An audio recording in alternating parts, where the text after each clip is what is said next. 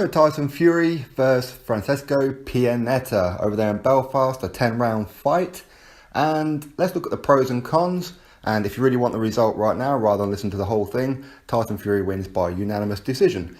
So let's do some pros and cons in this one. Now, automatically, if you guys cast back to my post-fight review of Tyson Fury versus Ferry, I said that his next fight and maybe one after, I'm going to give him a pass because I want him to get back into it. So I'm not expecting anything great against his next opponent, which happened to be Pianeta. But of course, now he's going to be fighting Deontay Wilder next over in Las Vegas. Then he needs to be judged on this fight as a legitimate fight. This is his pre-world title fight. So he won all 10 rounds. For me, it was 10 rounds to 0 in favor of Tyson Fury. So some of the pros in this one: he looked a hell of a lot better physically than what he did against the first Ferry, and his timing and everything else was much better. Far less clowning around. He did have his moments, but he always does. He even had his moments against Vladimir Klitschko. So dramatic improvements. I think we can all agree on that one. But there are some things that's going to concern me with him fighting Deontay Wilder. Now, of course, I know his style, everything's going to change just a little bit, because obviously Pianeta is a southpaw, Deontay Wilder is a orthodox but a big right hand, and that's pretty much all Wilder's got, except Wilder has very good reach, and he's very fast on his feet and with his hands as well.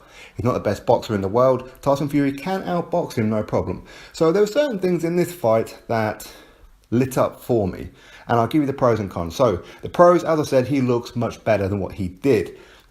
His foot movement was pretty good. Was it as good as, well, was anything as good as what it was when he fought Vladimir Klitschko? In truth, I have to tell you, no, nothing looked as good as, or better, or even close to. There were flashes of it, no doubt. Tyson Fury, for me, some of the pros, as I said, very good when he was using his jab, and he was evading shots pretty well, and he would switch from orthodox to southpaw, and just switching backwards and forwards at will. And whenever he threw a right hand, he would quickly jump back to southpaw and try and catch him with a right hand to follow up in case he missed the right hand, which is what did happen. Now, he did use the jab at times, okay? So his reflexes are almost there, I think, to be honest, almost there. But for me, he controlled the fight. He was never in any real kind of danger. He got tagged quite a bit in the early rounds, and that's great because then hopefully he's going to learn from that one, because if he gets tagged against Wilder, it could be game over. Because Pianeta, not known for a big puncher, and luckily for Tyson, well, I say luckily, not really, but it's a case of Tyson Fury in the first few rounds was up against the rope. Pianeta wasn't trying to hit Tyson in the middle of the ring. He would have a high guard, and Tyson Fury, whenever he went to the corner, the ropes, that's when Pianeta started unloading. So, you know what, Tyson Fury, he weathered those kind of momentary storms. I don't really want to call them a storm, but they were momentary moments for Pianeta. But as the fight got on, Pianeta started to go down. And here's a real big pro for Tyson Fury, is that he looked as fresh as a daisy in the final round as to what he did in the first round, even though his work rate was consistent right the way through it. And I think Tyson Fury was starting to look a bit more like Tyson Fury of old, because Pianeta at times was stationary. He got tired, he got fatigued. So then Tyson Fury, he can unload some shots. For me, he wasn't using the jab as well as what he could do. He wasn't unloading some body shots as well as what he could do. So again, there's the pros. The stamina is still there. The range, everything, that kind of area is still there. But some things that's going to worry me, if he doesn't make dramatic improvements from this one to Deontay Wilder, is that when Tyson Fury's on the ropes and Pianeta is letting his hands go, some shots are slipping through and they're hitting Tyson. Now, listen, it's a fight, he's going to get hit. It doesn't matter who you fight. He could fight me. At some point, I'm going to land at least one shot on him. Well, to be fair, probably knock me out. But anyway, I think that if Wilder was to hit Fury with those same shots, with Tyson Fury on the back rope, and Wilder was to start unleashing those shots, I don't think Tyson Fury could take, and that's the honest truth of it, okay? Now, so for me, that's going to be worrying going forward, because it's almost like Tyson, he wasn't as nippy or as nimble on his feet, just using the jab, just winning the rounds just by using the jab. And that's what I really wanted him to do. He was winning the rounds, but he's not doing it as convincingly as I wanted. I wasn't happy with the fact that Pianeta was landing as many shots as what he did. And if you flip the switch with Deontay Wilder in there, Deontay Wilder is not only going to land those same shots, but they are going to be crunching ones. And as the fight went on, Pianeta started to get fatigued, tired, and then Tyson Fury became a bit more alive. Deontay Wilder doesn't fatigue. He doesn't get tired. Deontay Wilder is as dangerous in number 12 round as he is in number 1. So I'm not too sure how Tyson Fury can get out of this one, because while Tyson Fury's shots were there and he could pretty much, for me, he could finish off Pianeta at any point in this fight, but he chose not to. I think that's why it went the distance. I don't think Tyson Fury tried. I think he wanted to get the rounds in.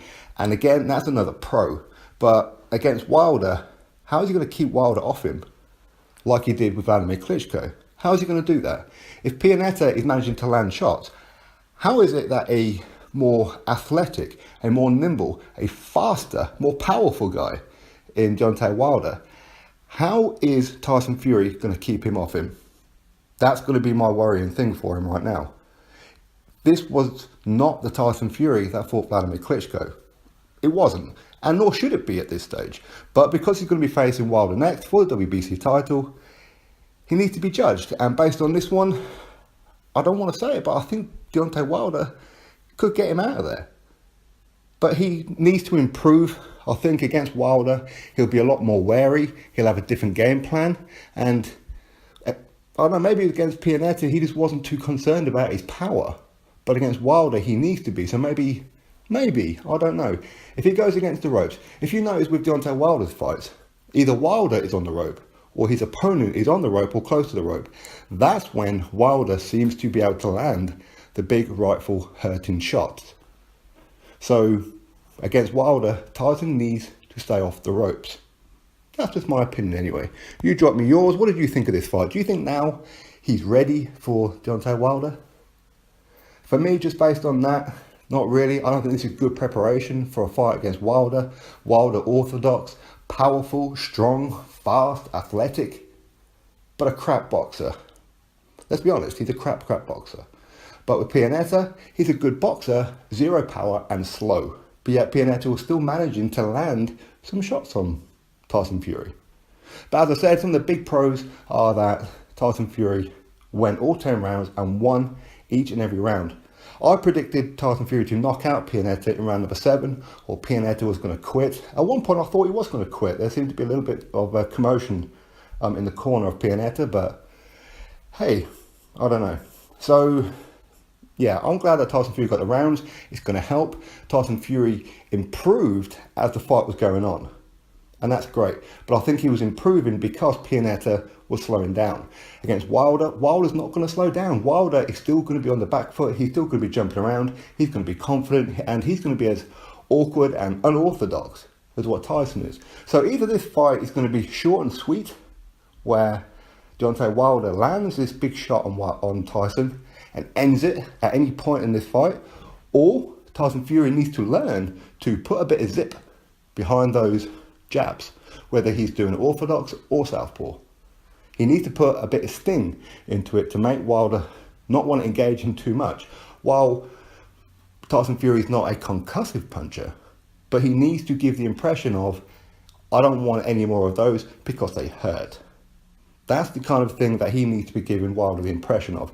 Can he do it? Don't know. Now, of course, after this fight, Tyson Fury and Deontay Wilder in the ring having a few words. Blah, blah, blah, blah, blah. Don't really care about any of that. It's more hyping garbage for me, to be honest. For me, there's been too much staging. Not too interested, to be honest. So either way, it looks like Tyson Fury versus Deontay Wilder. Unless anything happens in between, ideally I would love Tyson to get another tune-up beforehand against a big orthodox fighter.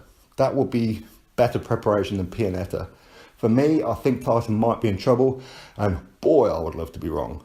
I would love to be wrong, and Tyson Fury goes Vladimir Klitschko style and just schools him. I hope this happens, but ultimately, we'll have to wait and see. You drop your thoughts below, click that thumbs up, subscribe, catch you all on the next video.